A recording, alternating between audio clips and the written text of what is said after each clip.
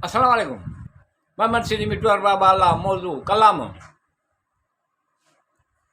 कुझु उन बि परे रहणु पसंदि कयो हुयो, कुझु मूं बि अजायो वक़्तु घुरणु छॾे ॾिनो हुयो। कुझु उन बि परे रहणु पसंदि कयो हुयो, कुझु मूं बि अजायो वक़्तु घुरणु छॾे ॾिनो हुयो। अजाई ना ॼण इज़त वकारो मोहबत विञाए छॾियईं, ख़ामख़ा थोरी थोरी ॻाल्हि ते ज़िद करणु।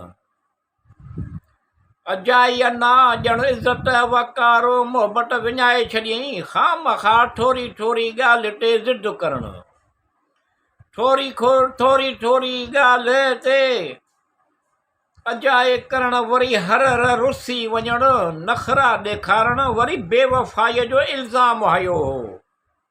कुझु उन बि परे रहणु पसंदि कयो हो, कुझु मूं बि अजायो वक़्तु घुरणु छॾे ॾिनो हुयो। उन ॻाल्हि जो अहसासु केतिरो तकलीफ़ ज़ुदा आहे जो उन ॻाल्हि जो अहसासु केतिरो तकलीफ़ ज़ुदा आहे जो बिना कंहिं सबब जे दिलचस्पी वठणु छॾे ॾिनो हुयो। कुझु उन बि परे रहणु पसंदि कयो हो, कुझु मूं बि अजायो वक़्तु घुरणु छॾे ॾिनो हुयो। मुक़ररु दगा वधीक लालची, सिर्फ़ु संदसि फ़ाइदे लाइ ॻाल्हि बि करणु। मुक़ररु दगा वधीक लालची, सिर्फ़ु संदसि फ़ाइदे हासिलु करण लाइ ॻाल्हि बि करणु।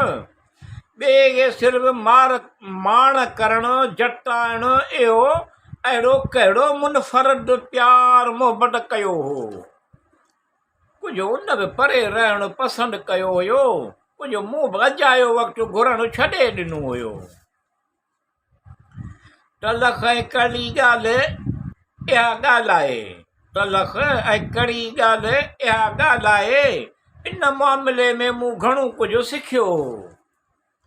कुझु उन बि परे रहणु पसंदि कयो हो, कुझु मूं बि अजायो वक़्तु घुरणु छॾे ॾिनो हुयो। या अल्लाह रब्बिल आलमीन अल रहमान अल रहीम, तूं सभु ॼाणी थो, तोखे सभु मालूम आहे। शैताननि जे शरगां विसवसनि खां पनाह घुरां थो, तूं पनाह ॾे। या अल्लाह रब्बिल आलमीन अल रहमान अल रहीम, तूं सभु ॼाणी थो, तोखे सभु मालूम आहे। शैताननि जे शरगां विसवसनि खां पनाह घुरां थो, तूं पनाह ॾे। तूं ई संज सवलायूं करे, सुखियो सटाबो आसूदो करे, सिहत तंदुरुस्ती नेमत हज़ार अता करे। कयल संदसि वाइदनि तां फिरी वियो हो। कुझु उन बि परे रहणु पसंदि कयो हो, कुझु मूं बि अजायो वक़्तु घुरणु छॾे ॾिनो हुयो।